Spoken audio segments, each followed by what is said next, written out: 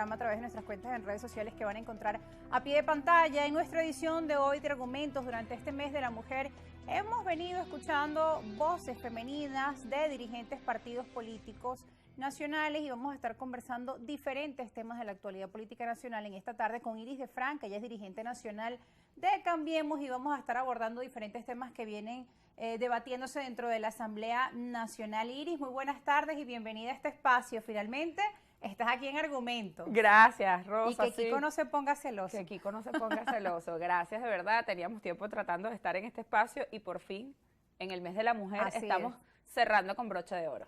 Cerramos con broche de oro y con buenas noticias también dentro del Parlamento, Iris, y quisiera que empecemos conversando sobre este tema porque es un proyecto que has venido trabajando desde discusiones con representantes, con madres, el proyecto de ley de atención integral para las personas con trastornos del espectro autista. Tuvo su segunda discusión durante esta semana en el seno de la Asamblea Nacional y hay importantes avances y sobre todo entender, informar, comunicar, explicar para qué va a servir esta ley, este instrumento.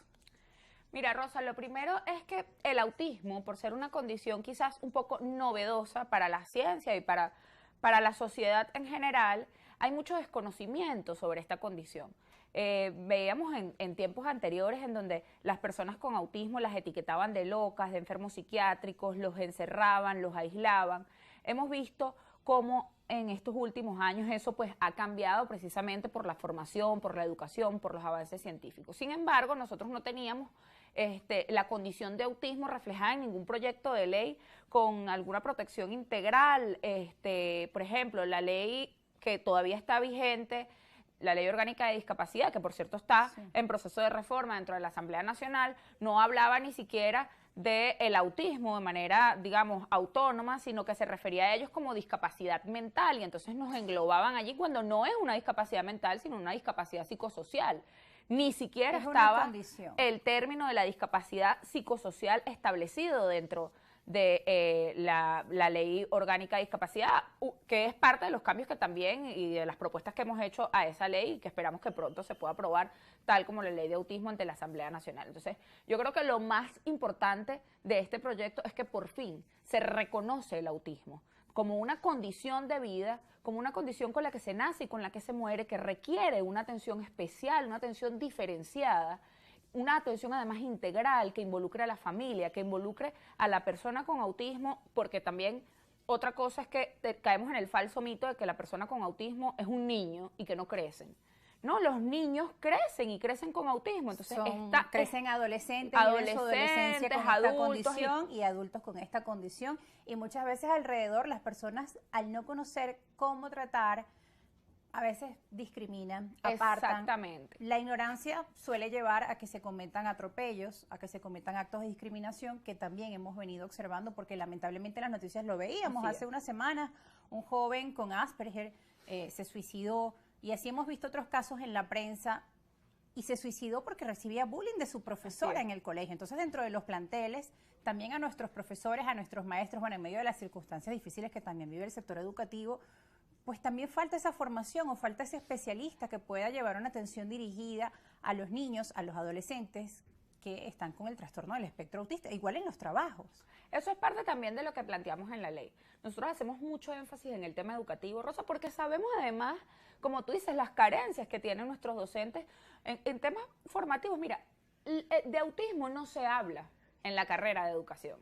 Solamente si estudias educación especial ves un poco de autismo, pero no lo ves todo. Entonces, nuestros docentes salen a la calle y no saben cómo manejar las situaciones que se le presentan. En la ley establecemos una serie de condiciones que deben tener los planteles educativos para atender los casos. ¿Qué condiciones serían, Iris? Bueno, por ejemplo, los equipos multidisciplinarios. Nosotros estamos planteando que los psicólogos, los psicoterapeutas, los terapeutas ocupacionales, los terapeutas de lenguaje se puedan vincular, que son al final los especialistas, puedan vincularse de forma directa o, digamos, indirecta a los planteles educativos. Hay planteles que poseen estos profesionales, hay planteles que no los poseen, pero debemos formar a los docentes para que sepan, pues, verlos casi gustos, cómo tratarlos, cómo hacer adaptaciones porque cada curriculares. caso es diferente. Claro, por ser un espectro, cada caso es diferente. Pueden existir 2 niños con el mismo diagnóstico y tú puedes ver características totalmente distintas. Yo siempre, por ejemplo, mi compañera Joana Peñalver, la presidenta de la Organización Venezolana de Autismo, que estuvo acá en enero, diciembre. Ajá, que estuvo acá con ustedes, Joana y mi hijo tienen la misma condición, el mismo nivel de TEA.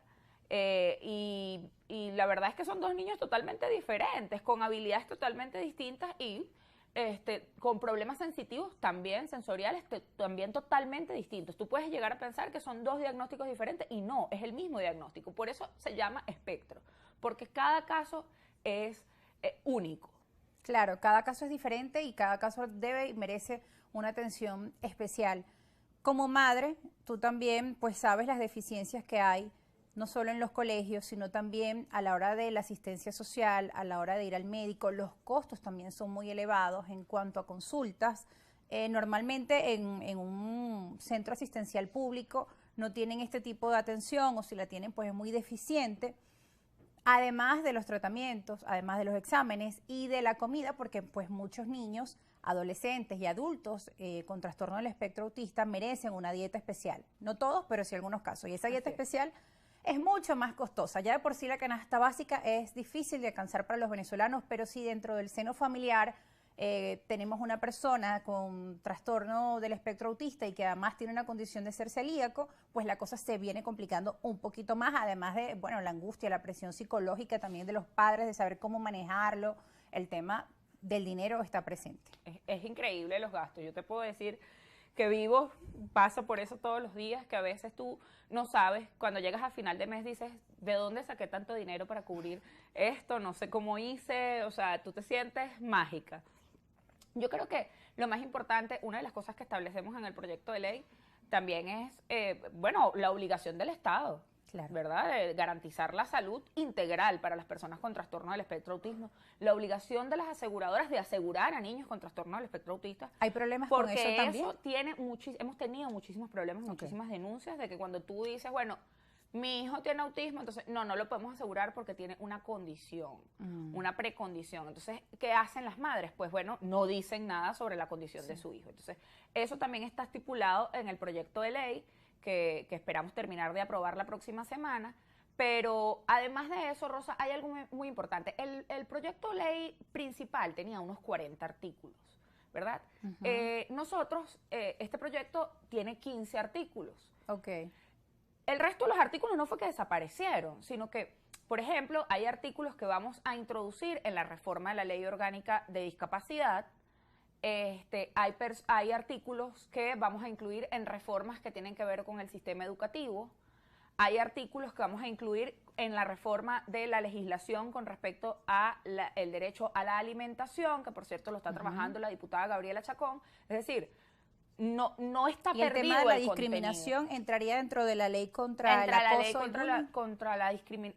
el proyecto de ley que por cierto se iba a presentar esta semana y también quedó diferida contra todas las formas de discriminación, inclusive se hace la diferenciación de autismo de manera autónoma, o sea, no habla de discapacidad y autismo. Entonces, es decir, hemos abarcado con el proyecto de ley inicial, no solo este proyecto de ley de atención integral a las personas con trastorno del espectro autista, sino que hemos podido incorporar elementos en otros proyectos de ley que ya se están discutiendo y que esperamos discutir en un futuro. Bien, Iris, vamos a revisar en el marco pues de explicar, de informar, como medios de comunicación tenemos ese compromiso, revisar este proyecto de ley que debe estar por la aprobación próximamente. Ahí tenemos uno de las leyes y la exposición de motivos. Vamos a ver la exposición de motivos. Los trastornos del espectro autista son considerados en la actualidad como un asunto de atención prioritaria a nivel mundial y se definen como patologías de origen neurológico que se caracterizan por alteraciones en el funcionamiento en múltiples áreas del desarrollo, desde leves a severas en la comunicación, en la interacción física y presencia de comportamientos, intereses y actividades persistentes, restringidas, estereotipadas, así como fallas de procesamiento sensorial. Los trastornos del espectro autista, explica la exposición de motivos, no son una enfermedad, sino una condición de vida que permanece a lo largo de la existencia. Siguiendo las estadísticas proporcionadas por la Organización Mundial de la Salud, se estima que a nivel mundial 1 de cada 160 niños y niñas tienen esta condición que se puede presentar en distintos grados, desde un nivel leve hasta niveles graves. Y muchas veces estos casos, Iris, pasan desapercibidos, los grados leves, y muchas veces los padres no saben qué pasa con el rendimiento escolar de su hijo, por qué está fallando en clases o por qué su interacción o socialización con sus compañeros es diferente. Y oye, da lástima decirlo, pero muchas veces la condición económica frena a los padres de asistir a un centro asistencial y hacer todos los estudios que se requiere con especialistas, ¿no? Sí, además que los estudios son sumamente costosos. Aquí había y mi hijo fue paciente del JM de Los Ríos. Aquí había un servicio de neurología insignia para el país, que era el servicio de neurología del JM de Los Ríos, sí, que lamentablemente cerró en pandemia y no se ha podido habilitar. He insistido a lo largo de este año en esta mesa de trabajo, claro, con el sector oficial, en que pues incorporemos en el diálogo nacional, ver cómo podemos reabrir este servicio, porque era el servicio más grande del país, pero además que tenía especialidad en autismo. Entonces, muchas madres de todo el país iban al JM de Los Ríos a ver a sus muchachos. Inclusive yo, que vivo a las afueras de Caracas, venía a ver a mi hijo ahí, no solo porque era gratuito, sino además, como te digo, por el conocimiento, la experiencia que tenía. Es lamentable, hay muchos hospitales del país que no tienen servicio de neurología infantil. Por ejemplo, en los Altos Mirandinos, el Victorino Santaella, que es un hospital, si no recuerdo mal, tipo 4, no tiene servicio de neurología infantil por falta de personal.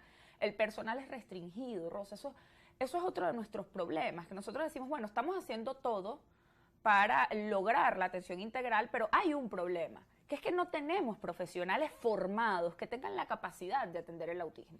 Por eso nosotros hemos insistido, está en el proyecto principal, pero no está en este proyecto por no ser materia de esta comisión, sino de la Comisión de Educación de la Asamblea Nacional.